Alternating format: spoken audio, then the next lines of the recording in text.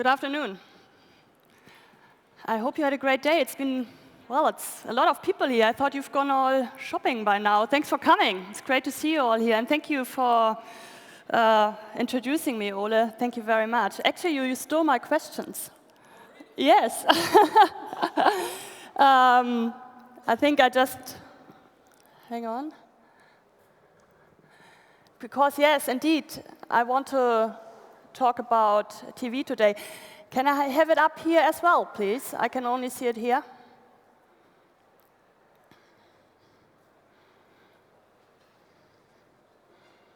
Is that possible? Thank you. Thank you. I can see it here now, here as well now. Well, TV is the subject today. And actually, before I wanted to start, and I didn't see what was happening here in this room when you were asking your questions, I wanted to ask you, well, I believe everybody is pretty much connected all the time, like 24/7, always connected wherever you are, whatever you do. But what I was curious about is there anybody in this room who is still watching TV? Like linear TV more than 1 hour a day? Please raise your hands. 1, 2, 3, 4. Well, that's not an awful lot, to be honest. Are you too shy to raise your hands? No, I don't think you don't look like it. So maybe you just simply don't watch TV. Or you're embarrassed that you still watch linear TV? Is that maybe the reason? I show you some figures here. You don't have to be embarrassed. Look at this. These figures just came out from GfK, and TV consumption is going up. 2008, it was like 3 hours a day per person, across all age groups, of course. And now, 2011, it's gone up to 3.5 hours per day per person. So TV consumption is going up. Looking at this number, I can actually understand that TV companies may think that everything is looking pretty rosy, even though the music industry, the film industry, and the publishing industry have been shaken up by digitalization. TV is going up. But if I look at 3 more recent developments, there's something is weird here. Because look at this one. A recent piece of research just came out, and it says that kids rather get disconnected from their TV than from the internet. When I was a child, and kids got disconnected from the TV, it always felt like a penalty to them. It doesn't look like this anymore. And actually, when I think about it, I've got a little daughter, a 2-year-old little daughter, and her name is Tilda. She doesn't even know what a television is. But what she knows for sure is what a tablet PC is. Because when I'm using my iPad, she goes like crazy, and she goes like, Mommy, finished, Tilda's turn. Well, of course, she speaks German. But there we go, and let's look at YouTube. The German magazine Stern just brought out an article which said that 60 hours of moving images are uploaded to YouTube every single minute. 60 hours of moving images. Do you know how much that is? But weren't moving images not always the privilege to TV companies and TV sets? At least in the living room? And also, TV consumption is going up. What's also going up is the use of the second screen in the living room. We are up to 44% now. 44% of the people surf online whilst they're watching TV. And look at these 3 recent developments. We were pretty sure here's something happening. Here is something happening, and we wanted to find out what is changing the way all of us are watching TV. And hence, we took a deeper look at it. And yesterday, we launched TV to Come, TV to Go. a piece of research where a lot of qualitative research is in. But also we asked more than 1,000 people between 18 and 74. So we looked at nearly all age groups. All the details you find on the web under tv.interone.de. And you can also order the white paper there. It's for free, no worries. But let's talk about the key findings now. Who do you think is actually driving the change? The research pretty clearly showed that the change is not driven by the TV set developers, and it's certainly not driven by the TV companies. No, it is driven by the new devices we like so much, like smartphone, tablet, and laptop. I tell you something, the TV is really facing a competition here, at least in the living room. People are using these devices to watch moving images and TV big time. And doing that, we found out that 4 trends emerged. These are multi-screens, smart TV, on-demand, and social TV. Let's start with multi-screens. Former days, everything was pretty clear. We adjusted our daily routine according to the TV program. Everybody actually gathered in front of the TV when the news were on, or when we wanted to watch a film, or when we wanted to follow a sport event. Everybody concentrated on the program and was very, very anxious not to miss anything.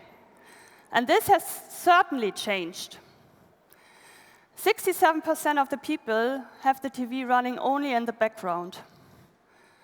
Yes, the TV is switched on regularly, but what's also is happening that we are calling up additional information on the second screen, and the TV is only running in the background. Or, if the people in the same room don't want to watch the same program, you just watch your program on your laptop. Actually, my husband, he hates that, because he's watching TV and I'm surfing on the internet using my laptop. And as we are like we women, we still want to know what's going on in the TV, so I keep asking all these questions. What's happening here? Why is this guy doing that? And he goes like, come on, please, don't get off on my nerves. Please concentrate on the TV program. I'm sure you're laughing. I'm sure maybe you're noticing the same in your living room. And this is exactly what's happening. The focus on the TV program has dramatically decreased. TV has changed from the dominant medium to an ambient medium. And not only that, the laptops are getting more and more important to watch moving images and television. 87% said that the laptop is important for them to watch moving images. And 49%, that's nearly 50%, already watch on other devices. And then what happens if they do that, they take the TV program with them. They basically watch on the go, and the TV is leaving the TV set and the living room. So the focus has decreased. People are watching on other devices, or they're calling up additional information on the second screen. What does that all mean for advertising? Let's have a look at this quote from the global head of digital at PepsiCo when he was talking about TV commercials.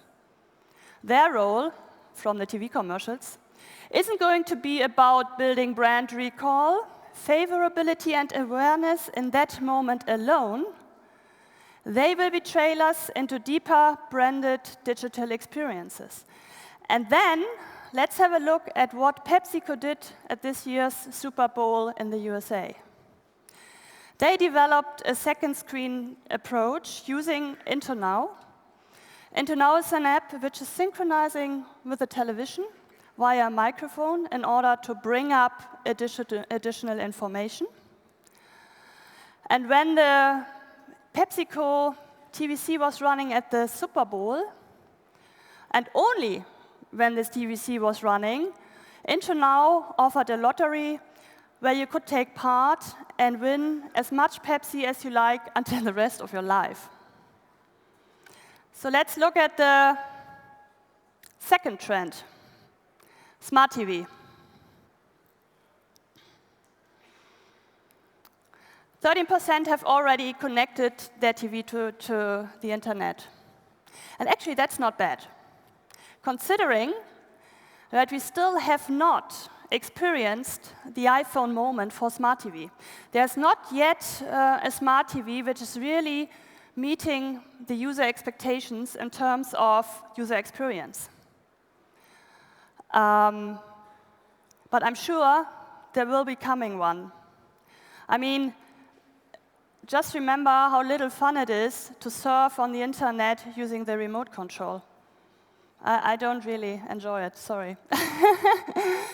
Now the question is, who will actually win the race? Who is going to bring out the one device, the one smart TV in the end? The research showed that nearly 50% of the people regard the internet heavyweights, like Google and Amazon and so on, and the device manufacturers like Samsung to bring out the TV of tomorrow. And only 9% think that the public broadcasting companies will actually be the game changer. My personal bet is on Apple. I believe that, again, Apple will let us experience the iPhone moment for smart TV. And then, by 2015, 41% will have connected their TV to the internet. And that means that further opportunities are coming up for brands and advertisers to offer consumer services and contents. And I believe that now is the time to try out things and to learn how this medium works. Because it's a very, very different situation when you actually use apps on a smart TV in comparison to when you use it on a mobile phone. This is a lean-back situation, and the mobile phone is a on-the-go situation. So please remember that. And also, I personally believe that the second screen use will still be there. If I look at this icon here, Facebook, I don't actually think that anybody would call up his Facebook account on the big TV screen when family and friends are in the room. Do you? I don't. Let's look at the third trend, on demand.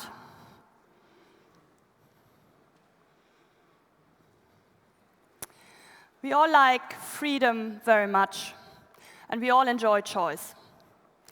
And this is exactly what's happening.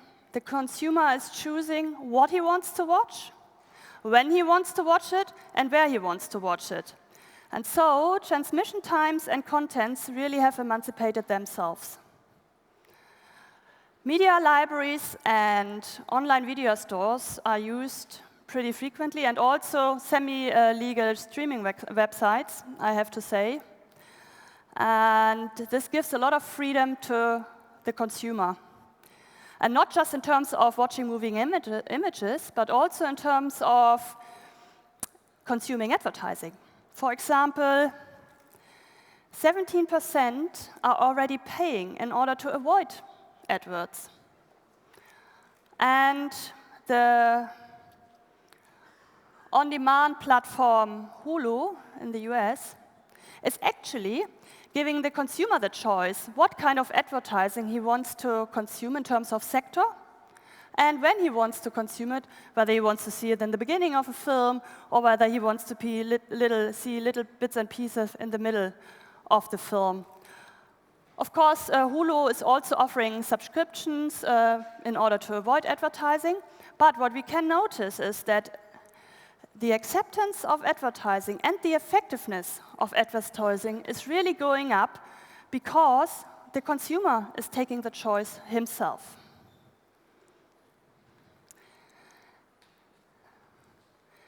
Let's have a look at the last trend, social TV.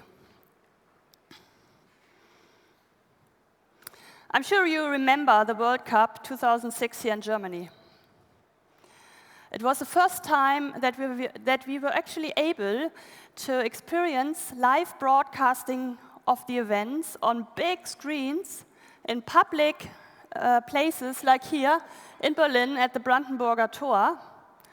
And it was great. We were able to party with all our friends and with all the international visitors. We had a great time. And still, TV is actually a meeting point and an occasion for a social event. Sport and live shows, they kind of offer an atmosphere which bring the people together. And if you can't meet up physically, you're actually going to meet up virtually. 19% are already interacting live on Facebook or Twitter with their friends. And if you look at the under 30 age group, the number is going up significantly. And here I think it's a great case. ProSiebenSat.1 created a second screen approach for the live show The Voice of Germany. During the show, online sales promotions contributed to the show. And in between the episodes, the show actually lived on via online chats. And doing that, they really showed, ProSiebenSat.1 really showed, how you can create a story across multiple distribution channels, multiple devices. And doing that really, really increase involvement. Right. Do you think TV is dead? No, just remember where we started. TV consumption is going up. But let's recap now. The focus has dramatically decreased. TV has changed from a dominant to an ambient medium. People watch on laptops, smartphones, and tablets, or they call up additional information on these devices whilst the TV is running. People choose what they want to watch, where and when they want to watch it. And also, in 2015, 41% will have connected their TV to the internet. How can actually advertisers use this development to deepen the brand experience rather than to lose the consumer?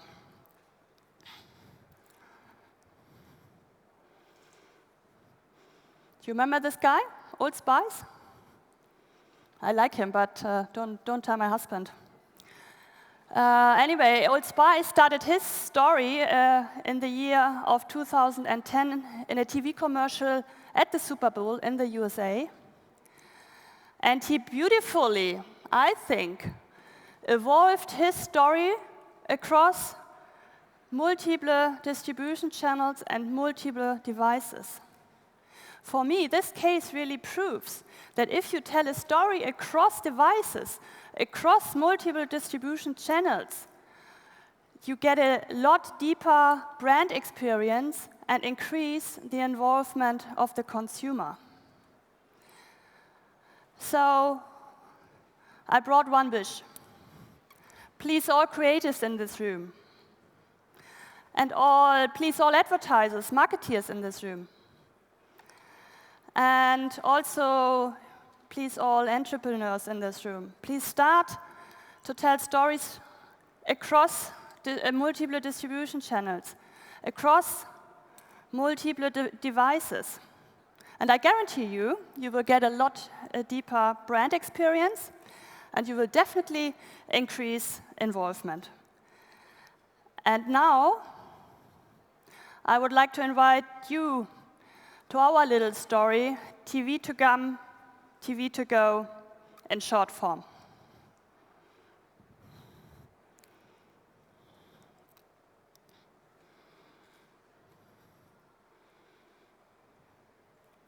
We need sound, please.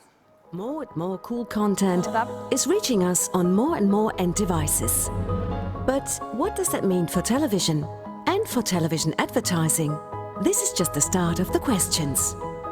Or did you know that 1 out of 2 people no longer watch television on a TV set?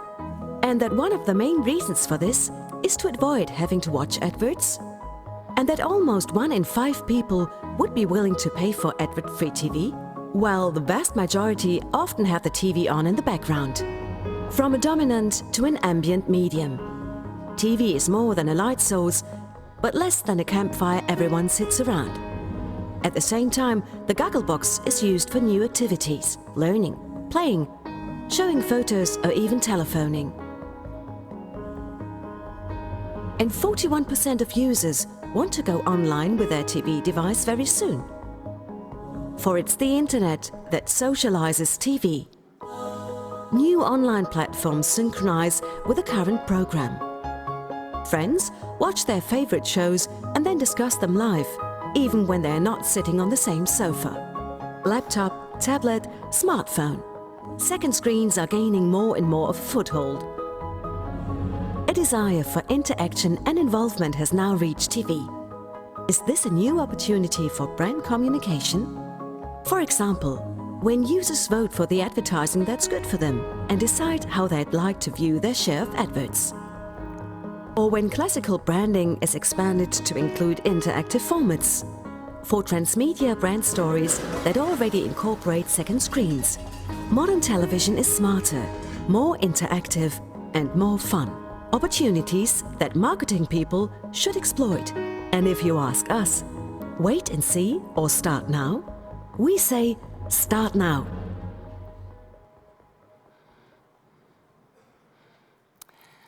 Tomorrow, we are holding a workshop at 11 o'clock. And in this workshop, you can try out multiple devices like, for example, Google TV and some others. And it would be great to see you all there. So please come and join us tomorrow. And for now, I say thank you very much for listening. Thank you.